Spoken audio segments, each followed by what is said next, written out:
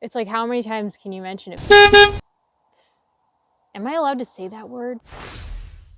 Hey guys, this is Christy Lewis from Dostoevsky in Space, and today I'm here to talk to you about 100 Years of Solitude by Gabriel García Márquez. In the beginning here, I'm going to be a little bit non-spoilery for those of you who just want a bit of an idea what the book is about. I haven't gone through my notes yet since I made them. I'm going to do that right now with you guys. I'm just going to break this up into clips for you guys so that you can kind of see my experience of going through my notes. Kind of what I'm thinking right now is that this book is like a C+ for me. I feel like I admire it and I like it, but I don't love it. I could see why somebody might love it if they put certain elements of a book way far ahead of other elements, but for me, that was just not the case. So let's talk about why. I was actually reading this with Noah from Everyone Who Reads Must Converse, Ami from Ami1649, Danny from Spinelli Speaks, and Summer at Cozy Reading with Quaker Cats, and Una from the Codex Cantina. We actually did a live show on my channel and we talked about it a lot on that live show, so I'll link that up here. And we might end up doing a live show together on Noah's channel. But for now, let's get into this. First of all, you're gonna see this family tree. That's a very important element of this story because there are so many people named the same names. On the first page, you'll notice we start with Colonel Aureliano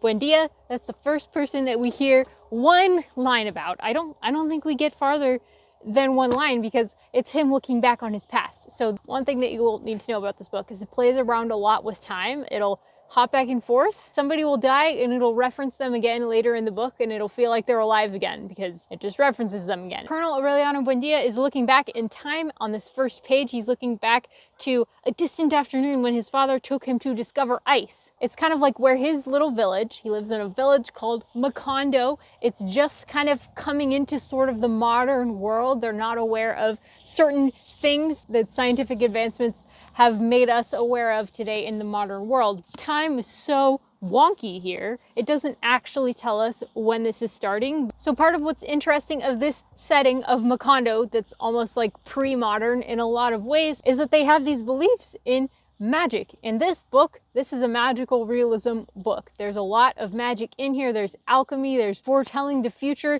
there's magical feels in there. And I think that's partly because that's where Macondo is in time still in a lot of ways. However, there's people coming along and making more modern references. So it's a really interesting mix of pre-modern and more modern. It's the evolution of one place and one family. There's also some strange and interesting things about this village, such as the fact that everyone is under the age of 30 and no one has died. What? What is going on here? It's like a utopia. And the head of the family, Colonel Aureliano Buendia's father, Jose Arcadio Buendia, he's kind of like the patriarch. He almost runs the village on his good days. Everybody has like two natures in this story. Everybody has a good nature, everybody has a bad nature. The good nature of this guy is when he's really energetic, he takes care of the whole place. He invents things for them. He's brilliant. He lays out the village in a way that is fair to everybody. And yet on his bad days, where he finishes nothing, he does nothing, he just chases around the gypsies with all their weird inventions and thinks that he's gonna find gold. I don't think I can really describe it much more than that without spoilers. You'll definitely find some, I believe there are references to Freud. There's a lot of kind of Freudian sexuality going on. There's a lot of references to politics, South American politics, and those things are pretty hard to decipher for me. It's all just very weird. It's very strange. If you like weird, you might like this. In my opinion, the characters, I don't think they're really the point of the story. I think, like Noah says, that you're kind of just along for the ride and you have to be okay with the ride. You have to like enjoy the ride, and if you don't really enjoy the ride, then you can't really make sense of it. It's too weird. It reminds me a bit of Gogol and also a bit of Midnight's Children by Salman Rushdie, only I liked this better than Midnight's Children. I did not finish Midnight's Children. I DNF'd Midnight's Children. I actually finished this, and I prefer Gogol, although I've only read Gogol's short works. This is the kind of thing that's more fun for me when it's a shorter work rather than a novel. I don't really appreciate experimental novels that much usually because I don't want to spend 200 something pages reading something only to find out that you don't have a good ending for me. When I read a novel, I'm really in it for fun. The shorter stuff, I like you to surprise me. If it's a short story, I want a surprise at the ending. This ending was unique.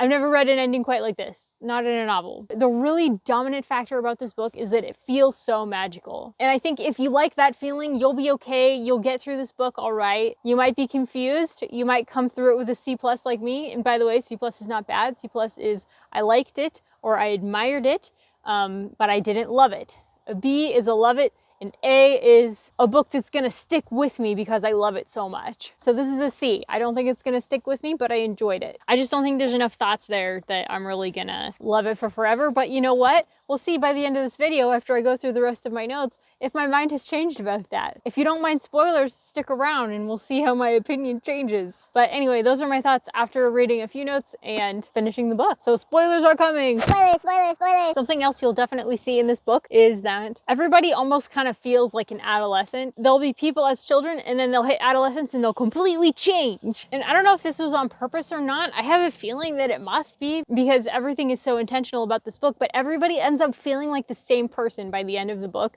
Nobody really feels that different. Even if they start out really different, suddenly they'll change. You know, maybe instead of going around sleeping with everybody, they decide they're going to become a scholar.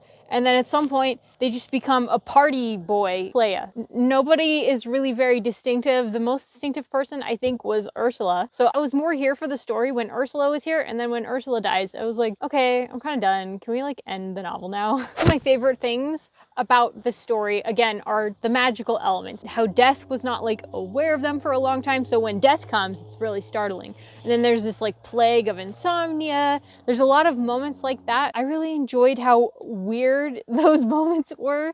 Gabriel García Márquez likes to kind of flip things on their head and turn your world all upside down, and I appreciate that. It's just that when it keeps happening over and over again, it's like, am I reading a novel? Or like, this isn't really a novel, is it? Things about this novel that I really did appreciate was that it is beautiful. There's so many beautiful names in here. Amparo, Remedios, Amaranta. And the prose is really beautiful sometimes too. So there's a lot of beauty in here. Another thing that you see in this novel is kind of the clashes between Macondo's government and the government of the rest of whatever country this is. We don't actually learn what country this is, but the country discovers Macondo and kind of brings it into the modern world. There's probably some political statement being made here. I never actually figured out if he was saying anything about the politics. I feel like the conservatives and the liberals are not that different. I feel like sometimes when the political parties refer to things, I feel like the liberals refer to fascism and conservatives refer to communism, and I feel like they are referring to the exact same thing. It's just neither one of them want to be that, you know, whatever that is. At a certain point, they're very similar. They just want to control you in whichever ways that they think is right. I'm picturing different things, but maybe he's conflating the two here. I don't know. That may just be me doing that, not him. This is what I mean. It's confusing. He doesn't come and state it right out. I actually considered making this a comparison between Midnight's Children and 100 Years of Solitude because there's so many similarities between those two styles. I think it's a magical realism thing. I really do appreciate how tonally consistent both of those books are. They are so consistent and magical. I just am not like a fan of Freud. I don't share his worldview. So in Midnight's Children in particular, it's like, how many times can you mention it? It doesn't grab my attention anymore. I know you're doing it for shock value because the rest of the story is kind of boring. It takes forever to go anywhere. You think it's going to be really cool and magical in Midnight's Children, and then it just drags on. And so he's like, jokes. So that doesn't happen quite as much in here, but there are lots of... Am I allowed to say that word? Another book that this kind of reminds me of is The Night Circus, which is all about the atmosphere. Only I think this is honestly better than The Night Circus because The Night Circus, it tries for characterization and fails, whereas this, it doesn't really try, I don't think, to separate out its characters. That's just not the point. But like The Night Circus, I feel like it tries that more and it's just not quite as skilled. Was anyone else when reading this like super confused by Amara? Because like everybody else, she can't make up her mind and changes a lot, and she'll just go from one to the other and swing wildly between the poles. However, I really don't understand her love choices when she finally gets Pietro Crespi and then rejects him. I wouldn't marry you even if I were dead. Why would you say that? And then when he dies, after multiple times trying to get her to change her mind, which she won't do, then he kills himself and she's sad? It's like, what?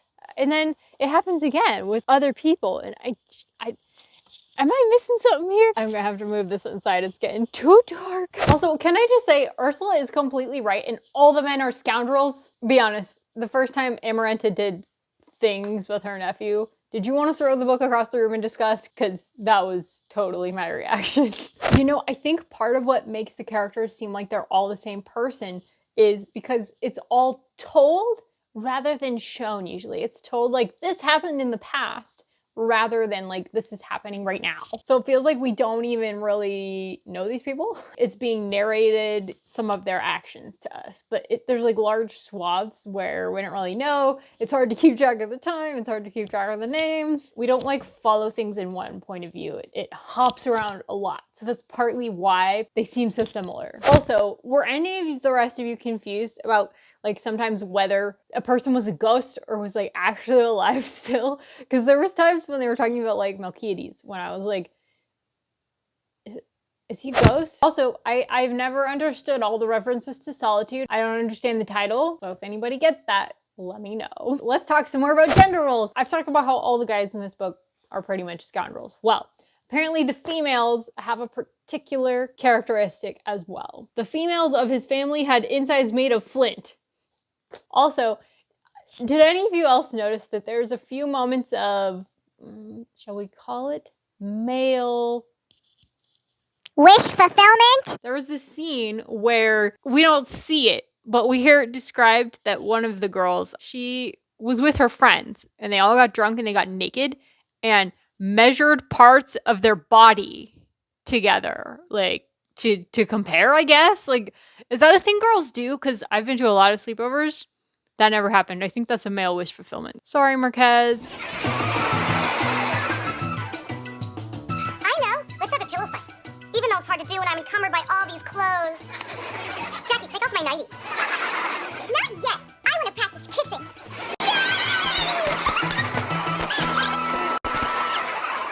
Yay! I just don't think girls really do that. At least none of the girls that I know. Which admittedly is not all girls. Also, if you find a girl at her most vulnerable when she's in her bathrobe after taking a bath and she's saying like, no, leave me alone, and you just press yourself on her anyways and like have a tickle fight, she'll realize that she actually reciprocates your feelings. So go for it, dude. No.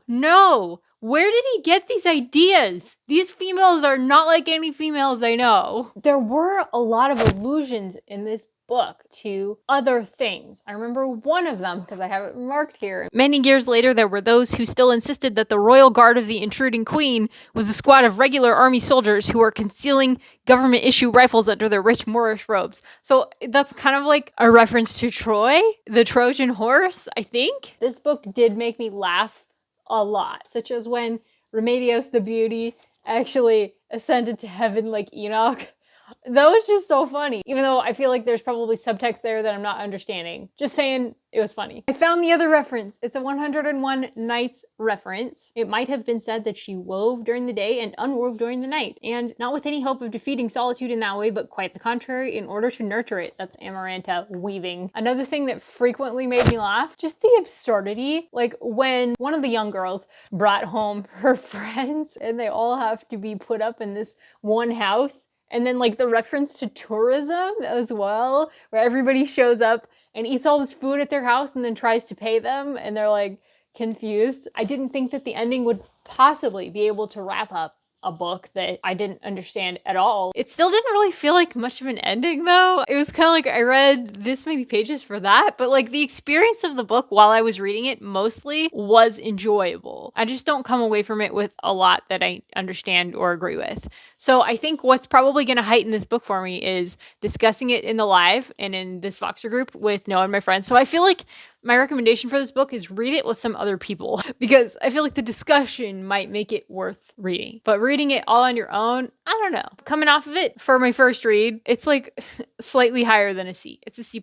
Those are my thoughts. Hi guys. So shortly after filming the notes on my 100 Years of Solitude video, I went and picked up the Spanish edition, the Cien Años de Soledad, and I realized that there's a whole lot of notes in there that just aren't in my edition, which I love my edition, but it completely makes sense that the Spanish edition would maybe have some more detail on stuff. There are so many freaking notes in here. Like, every page has multiple notes. I just read like a few of the words in Spanish. My Spanish is not good enough to really read this. I just was gonna like practice with it. And just a few of the notes made me realize that some of the characters are referencing historical characters. I tried to read some of it, but unfortunately I just do not have any more time to devote to that. So I'm not going to be able to really offer much insight from the Spanish edition. Maybe in the future that can be a goal of mine since I'm trying to work on my Spanish this year. But I did want to tell you what I learned from reading the introduction to my English edition.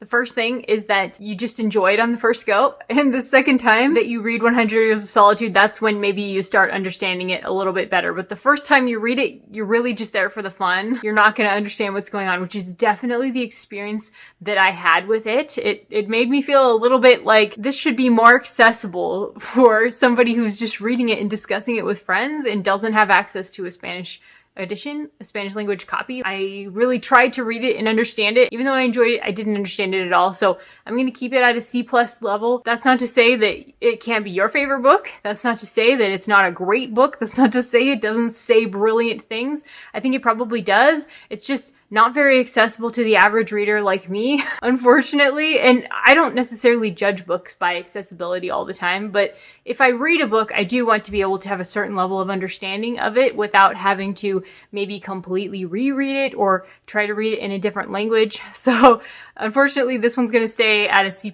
for me. It also talks a lot about Latin American literature and history and literary theory as well. So if you're not really familiar with those areas, I think you might be missing part of the conversation with this book. But if you are familiar with Latin American history and politics as well as literary theory, you might actually get a lot out of this book, and I would recommend it to you, sir or madam. I hope this review was like helpful or informative or maybe just entertaining for you. I don't know. I'm not really sure, but I hope it wasn't a waste of time. Let me know in the comments what you thought. Thanks so much for watching, guys. Please give us a like in the corner if you enjoyed this. Please hit the subscribe if you want to see more videos from me, and hit that little notifications bell if you want to be notified anytime I make a new video. Thanks so much, guys. Take care, and I'll talk to you soon. Bye!